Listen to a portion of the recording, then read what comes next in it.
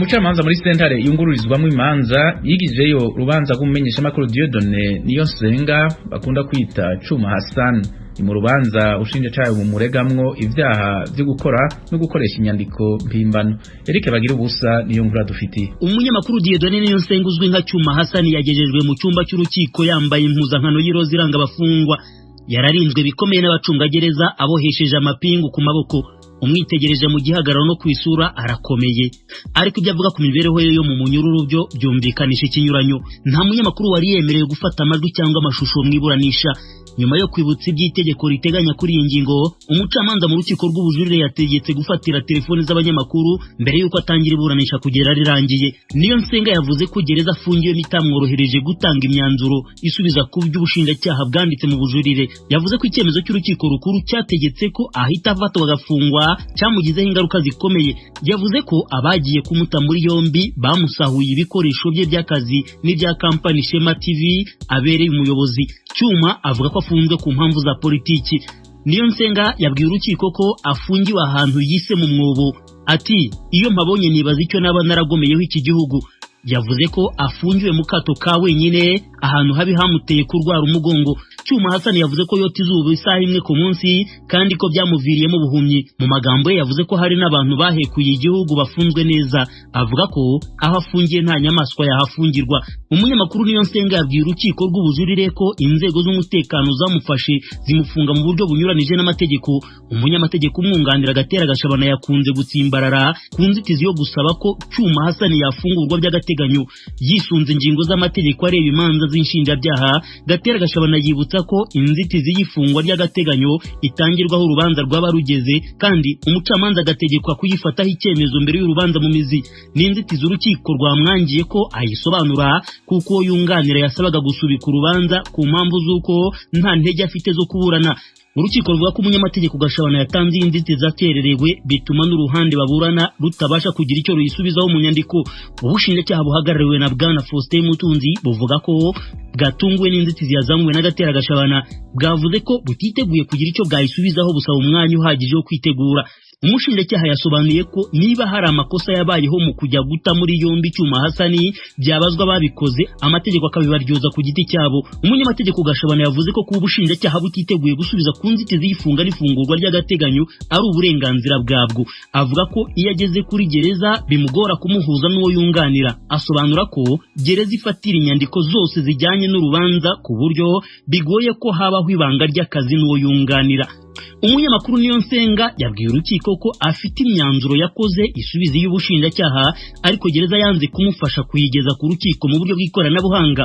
Iyo iraza yiyongera ku y'umunyamategeko umwunganira yasubije ku bujurire bw'ubushinjacyaha. Yakunze gutinda ku buryo yafashwemo yita ko bunyuranije n'amategeko n'uburyo afunzwemo. Urukiko rwamusubije ko byinshi avuga ntaho bihurira n'urubanza rw'ubujurire baburana. Byarangiye urukiko rufashe umwanzuro wo gusubika urubanza. Rwategetse ko Cuma Hassan n'umwunganira bahuza imyanzuro yabo bakayigeza ku rukiko, ni nabwo ubushinjacyaha buzagira icyo buyisubizaho. Umucamanza kandi nubwo yavuze ko ibivugwa na Cyuma bigoye kwemeza ukuri kwabyo, yahamagaye uwari ukuriye itsinda ririnda Cyuma ategeka ko gereza imworohereza akagira uburenganzira nk'ubw'abandi bafungwa. Umunyamakuru Niyonsenga yajuririye igihano cy'igifungo cy'imyaka 7 n'ihazabu ya miliyoni 5 z'amafaranga. Ni nyuma y'uko mu mpera z'umwaka ushize wa 2021 urukiko rukuru rumuhamije ibyaha bine byo gukora no gukoresha impapuro mpimbano, kwiyitirira umwuga w'itangazamakuru, gukoza isoni abayobozi n'abashinzwe umurimo rusange w'igihugu. N'icyaha umucamanza yamuhamije atarakiregewe kandi cyarakuwe mu mategeko kuva mu mwaka wa 2019. Urukiko rw'ubujurire rwavuze ko kuba impande zombi zarakijuririye nta maka kigomba guteza kuko ababuranyi bombi bakivugaho rumwe. Cyuma yasoje asaba ko yarekurwa akabasha kwivuza, ariko ubushinjacyaha bwo busobanura ko urwego rw'amagereza ari rwo rugomba gukurikirana ubuzima bwe. Iburanisha rizakomeza ku itariki ya 25 z'uku kwezi. Akagira ubusajwi ry'Amerika i Kigali. Kuva leta y'u Rwanda itangaje ko abanyarwanda bose aho bava bakagera bategerezwa gufata inshansho za COVID-19, hari abanyarwanda batifuza gufata izo nshandago baciye batangura guhungira mu Burundi. Amara no mu Burundi ntivyaboroheye ko abategetsi bo mu ntara zihana urubibe n'u Rwanda baciye bafata ingingo yo kubasubiza mu gihugu cabo. Buramatari w'intara ya Kirundo Albert Hatungimana yabwiye mugenzi wacu Frederic Nkundikije imvo zatumye abo banyarwanda basubizwa mu gihugu cabo. bajabutse umupaka badaciye ku mupaka uzwi twarabonyemwo abanyarwanda bavuga ko badashaka urucanco ariko turabona n'abandi bajabuka umupaka baciye mu rufunzo rw'Akanyaru hanyuma ugasanga harimwo abantu baba batashatse guca ku mupaka wa Gasenyi Nemba dusanze tuzi rero babonye tubona yuko ari abantu batemera urucanco. Amakuru atangazwa bavuga kandi ko muri ko murabasubiza inyuma mu gihugu cy'u Rwanda murashaka kutubwira imvo zituma musubiza inyuma abantu bashaka gusaba ubuhungiro. Abo bantu basabye ubuhungiro kubera ko ku itariki 4 z'ukwezi kwa mbere 2022 naragiye ku musozi wa Nyakarama muri komine ya Bugabira kuganira nabo dusanga abo bantu n'abantu batemera amategeko y'igihugu cy'u Burundi kuko bagendera ku myemerere y'idini hanyuma bakongera kandi bakaba abantu batemera yuko babapima. Rero twebwe mu gihugu cy'u Burundi umuntu yinjiye arapimwa nawe yaba yaciye ku kinywabi turamupima kugira ngo ntiyanduze abarundi. Abo rero kugeza icyo gihe baranse gupimwa urumva baze gupimwa baca banka no gufata umuti kandi igihugu cy'u Burundi mu kwikingira urucanco ari kuza kwipimisha ucyumva ibimenyetso hanyuma iyo basanze urwaye bagaca baguha umuti unyoye umuti abarundi benshi barakira bose barakira n'ubwa mu Kirundo rero icyo kiza cyaraduteye izo ngingo z'igihugu turiko turazishira mu ngiro. Abo bantu rero nabujya baciye mu rufunzo rw'Akanyaru baca ahantu hatazwi kuko iyo baca hazwi bari gupimwa twaciye tubona rero yuko bafise ivyiyumviro biri kubiri n'amategeko y'u Burundi ajanye no kwikinga icyo kiza. Cyo ituma rero twahisemo yuko twabashikiriza u Rwanda nabugera abanyarwanda kandi binjiye binyuranije n'amategeko hanyuma kugira ngo u Rwanda rubatahuze umugambi wo kwikingira coronavirus. Nayo urumva binjiye bakaba banka ingingo z'igihugu cy'u Burundi bakaba kandi binjiye mu buryo butemewe n'amategeko ni byiza ko tubasubiza mu gihugu babaje bava. Muri iki gihe abamaze gusubizwa inyuma cyangwa abamaze kugerageza kwinjira bangana iki mushizemwo abo baca ku mipaka yemewe n'abaca ku mbibe zitemewe?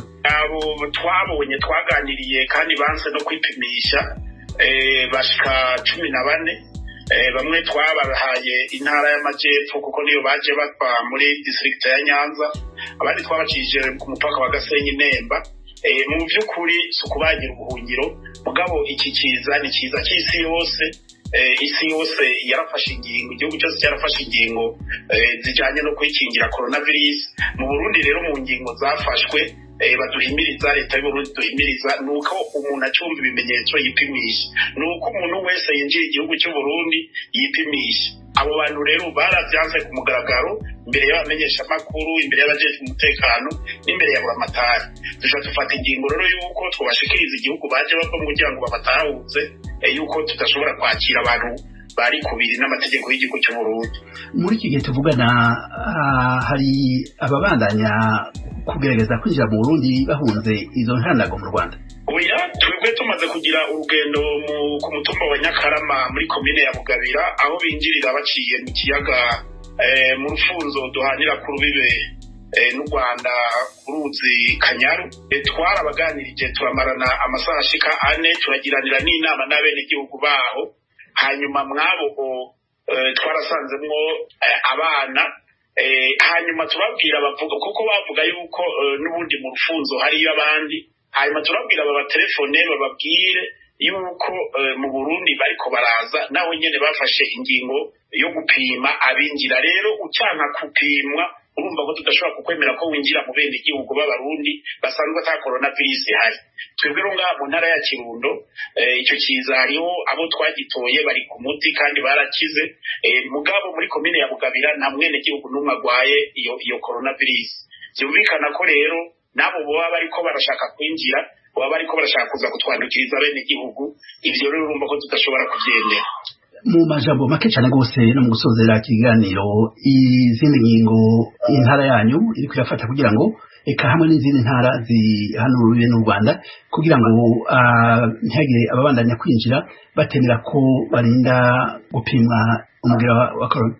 Izindi ngingo turiko turafata mu bijanye no kubana neza kandi tukabandanya n'abene igihugu bacu boroherwa nk'uko kubana neza mwizi ntara turongoye twaraganiriye na baburamatari b'intara y'amajepfo y'u Rwanda na buramatari w'intara y'uburasirazuba bw'u Rwanda, turavugana yuko twoza turahana amakuru ku bijanye n'imibereho myiza y'abenegihugu, ku kuntu nyene baba hari n'ivyo usanga barenze umupaka batabizi kubera hariho imbibe duhana bajabuka n'amaguru no mu ruzi ugasanga abarovyi bajabutse batazi umupaka.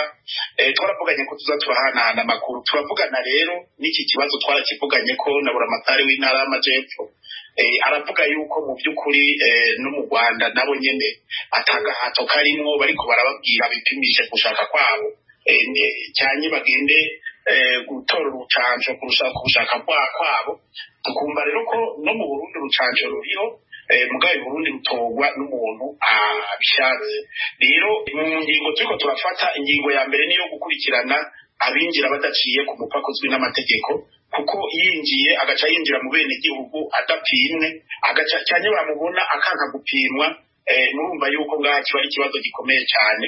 Aba yaje yanduye coronavirus tutabizi ko dushobora kumupima ku maso, tukabona yuko iyo ngingo yo gukurikirana umupaka, gukurikirana bene gihugu bacu, tubakingira bene gihugu bacu kugira ngo ntagire ubinyegezamwo yajazanye ingwara yikuye ahantu.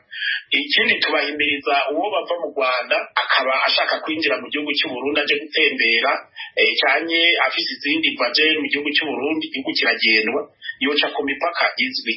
Nico duhimiriza rero ayindongozi tumaze imisi tuvugana cyo mu Rwanda bababwira boza mu Burundi bace ku mipaka izwi, kuko aho baca babapima tukabona ko winjiye mu gihugu cy'u Burundi yinjiye agwaye cyangwa atagwaye. Albert Hatubimana, buramatari w'intara ya Kirundo, murakoze cyane rwose ku kanya mwahaye radio Ijwi y'Amerika. Murakoze cyane.